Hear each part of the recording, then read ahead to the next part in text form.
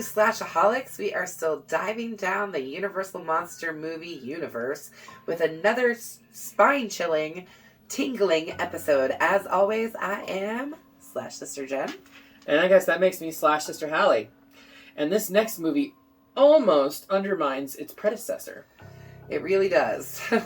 From the opening sequence, it completely changes the timeline of events that happened in the 1931 film that this is a sequel to. So, what movie are we talking about, Jenny? Well, we're talking about Bride of Frankenstein from 1935. And I do have to point out that this does say Frankenstein. This is a box set. It does contain Bride of Frankenstein on it. I just don't have a... We don't have a way of displaying that to you. Right, exactly. But woohoo! Yay! Bride of Frankenstein! All right. I love wearing this dress. Uh-huh. So basically, the last 5 minutes of Frankenstein are altered to fit the events of this film. Pretty much, yeah, because the last, they even recount it and change, how it ended. Right, right. And with that, we are going to get into the horrors that await us in this Universal movie monster film. But first, that's better. Oh, yeah. I guess if we're going to talk about black and white, you need to do it in black and white. In a castle on a stormy night, Percy Bysshe Shelley and Lord Byron praise Mary Shelley for her story of Frankenstein and his monster. She reminds them that her intention for writing the novel was to impart a moral lesson, the consequences of a mortal man who tries to play God. Mary says she has more of the story to tell. The scene shifts at the end to the end of the 1931 Frankenstein in the year 1899. And mind you, Mary Shelley wrote Frankenstein in, I believe, 1818. Yeah. So, villagers are gathered around the burning windmill from the end of Frankenstein and cheer the apparent death of the monster. Hans, the father of the girl, the creature drowned in the previous film, wants to see the monster's bones. He's not going to be satisfied until he sees his bones. I can see his blackened bones. I can sleep at night. He falls into a flooded pit underneath the mill where the monster, having survived the fire... But is burned. Yes, He's clearly been burned. Strangles him. Hauling himself from the pit, the monster casts Hans's wife down into the pit to her death. Or presumed death, I mean. Yes, we assume. Yes. Right. He next encounters Frankenstein's servant Minnie, who flees in terror. The body of Henry Frankenstein, who is thought to have died at the windmill, is returned to his fiancée Elizabeth at the ancestral castle home. They even straight up say that he's never going to breathe again. He's dead. Minnie arrives to sound the alarm about the monster, but her warning goes unheeded. Elizabeth, seeing Henry move, realizes he's still alive. Mm-hmm. Nursed back to health by Elizabeth, Henry has renounced his creation, but still believes he may be destined to unlock the secret of life and immortality. A hysterical Elizabeth cries that she foresees his death. Has he not learned hubris yet? I mean, seriously. Clearly. Henry visits the lab of his former mentor, Dr. Septimus Pretorius. What a name. Right? Where Pretorius shows Henry several homunculi? Okay. Homunculi he has created. This scene is by far the weirdest fucking scene in this film, I swear to God. Basically, these homunculi are little tiny people that live in jars. Yes. Weird. What? How is this relevant to creating a life after death? Please, somebody make it make sense. You gotta start somewhere? By shrinking humans? I don't know. Or creating them from scratch and making them 6 inches tall? Yeah. Anyway, Pretorius wishes to work with Henry to create a mate for his monster. With the proposed venture involving Pretorius growing an artificial brain, while Henry gathers pots for the mate. The monster saves a young shepherdess from drowning. Her screams upon seeing him alert 2 hunters who shoot and injure the monster. The hunters end up raising a mob that sets out in pursuit. Captured and trussed to a pole, the monster is hauled to a dungeon and chained. Left alone, he breaks his chains, overpowers the guards, and escapes to the did woods. they really think he wasn't going to break free? He's superhuman. Yeah, and he's huge. So, yeah, there's probably not much that's going to hold him back. I wouldn't think so, no.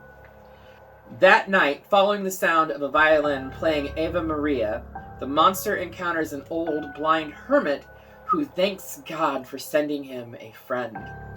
He teaches the monster words like, "And this is wine. To drink. Drink. Drink."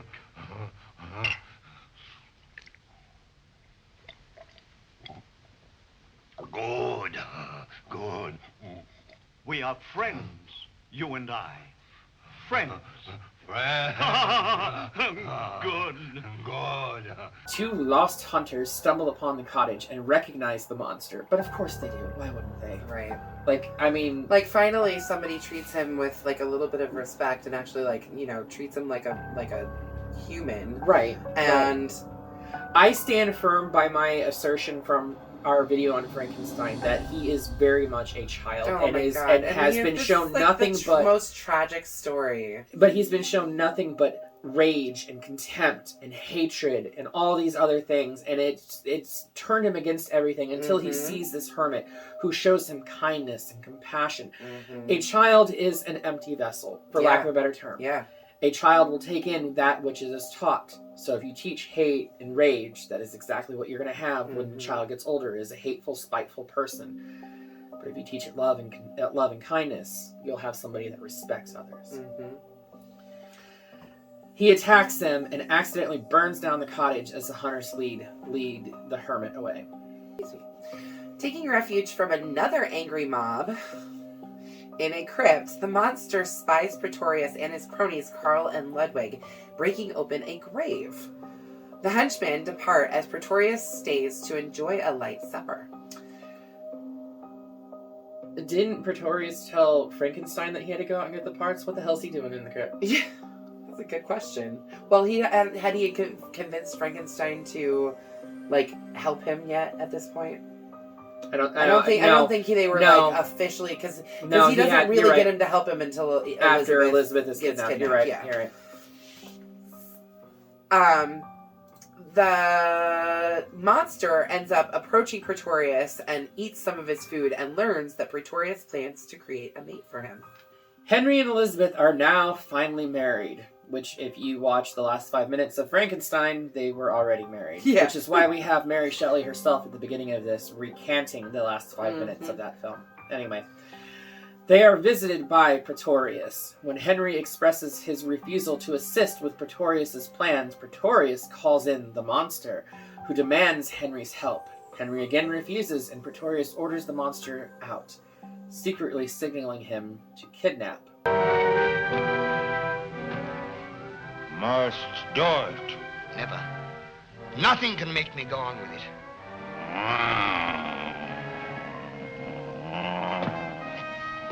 Now. Young Henry Frankenstein's wife, Elizabeth. Pretorius guarantees her safe return upon Henry's participation.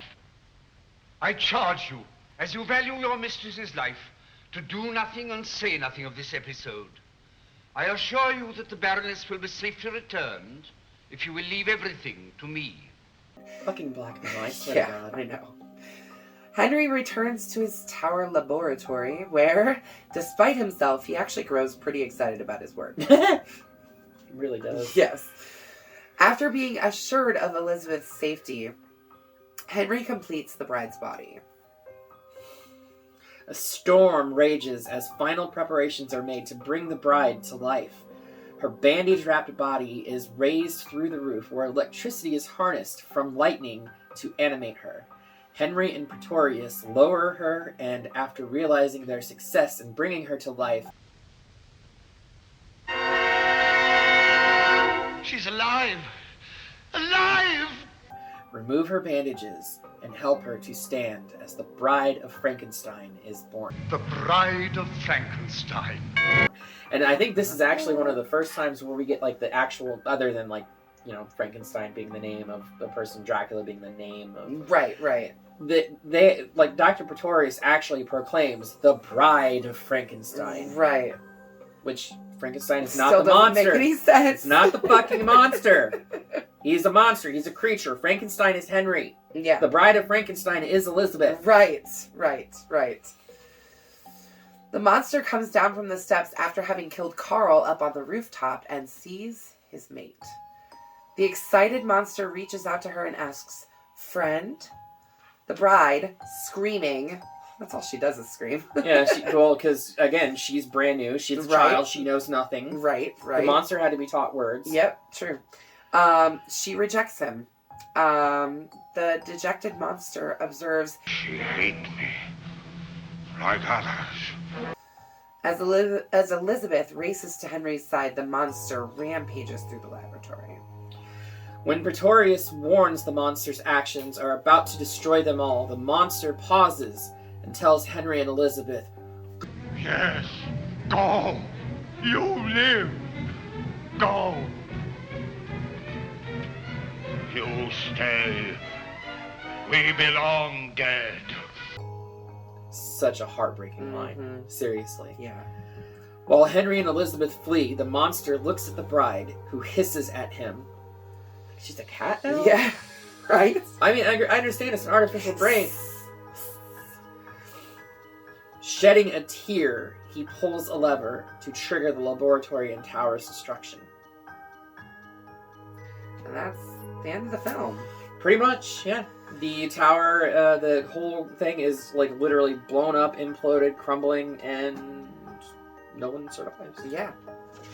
Which is just like, again, like Frankenstein, it was such a sad movie. Just like it's a sad story. The whole story is a very sad cautionary tale of what one needs to do to be good. Yes. You know, and to be loved and everything like that. And I think Mary Shelley did a beautiful job in telling this story, and the countless versions that we've gotten in film over the years just further illustrate her desire to tell the moral story of being good and the cautionary tale of trying to play God. Right, yeah.